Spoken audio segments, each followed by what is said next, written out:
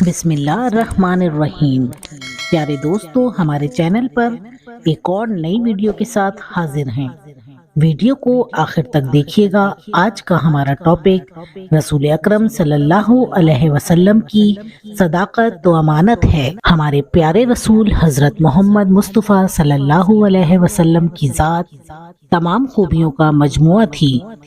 آپ ہمیشہ بڑوں کا ادب کرتے، چھوٹوں پر شفقت فرماتے، خواتین کا احترام کرتے اور ہر ایک سے حسن اخلاق سے پیش آتے۔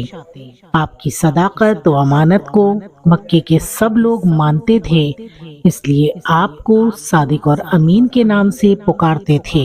وہ لوگ اپنی امانتیں بھی آپ کے پاس رکھا کرتے تھے۔ اعلان نبوت سے کچھ مدت پہلے کی بات ہے کہ قریش مکہ نے خانہ کعبہ کی تعمیر کا ارادہ کیا۔ اس تعمیر میں شریک ہونا ہر شخص اپنے لیے سعادت کا باعث سمجھتا تھا، لہذا قبائل نے اس کی تعمیر میں بڑھ چڑھ کر حصہ لیا، حتیٰ کہ حجر اسود کو اٹھا کر اس کے مقام پر نصب کرنے کا مرحلہ آن پہنچا۔ ہر قبیلے کی یہ خواہش تھی کہ وہ اس سعادت کو بھی حاصل کرے، یہاں تک کہ نوبت لڑائی جھگڑے تک آ پہنچی۔ یہ دیکھ کر ان میں سے کچھ افراد نے باہمی صلاح مشورے سے یہ طے کیا کہ کل جو شخص سب سے پہلے بیت اللہ میں داخل ہوگا اسے یہ ثالث مان لیا جائے گا اور اس کے فیصلے کو ہر شخص تسلیم کرے گا۔ خدا کی قدرت کہ اگلے روز سب سے پہلے نبی کریم صلی اللہ علیہ وسلم بیت اللہ شریف میں داخل ہوئے۔ آپ کو دیکھ کر وہ لوگ بے حد خوش ہوئے اور سب نے بیک زبان کہا، صادق آ گئے، امین آ گئے، ہم ان کے فیصلے پر راضی ہیں۔ حضور اکرم صلی اللہ علیہ وسلم نے حکم دیا کہ ایک چادر لائی جائے۔ چادر لائی گئی تو آپ نے اسے زمین پر پھیلا دیا اور حجر اسود کو اپنے ہاتھوں سے اٹھا کر اس پر رکھ دیا۔ پھر حکم دیا ہر قبیلے کے سردار چادر کا کنارہ پکڑ کر اٹھائے۔ سب نے مل کر ایسا ہی کیا۔ پھر آپ نے حجر اسود کو اپنے دست مبارک سے اٹھا کر اس کے مقام پر نصب فرما دیا۔ اس طرح تمام قبائل اس سعادت میں شریک ہو گئے۔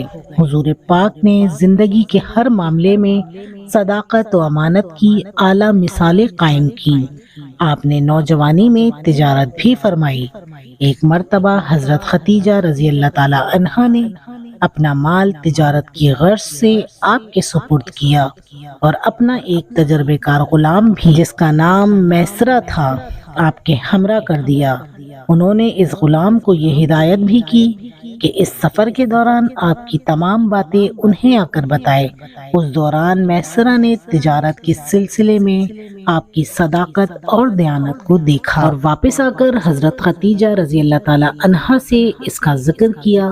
حضرت خدیجہ رضی اللہ تعالی عنہا نے بھی باتوں سے متاثر ہو کر حضور اکرم صلی اللہ علیہ وسلم کو شادی کا پیغام بھیجا۔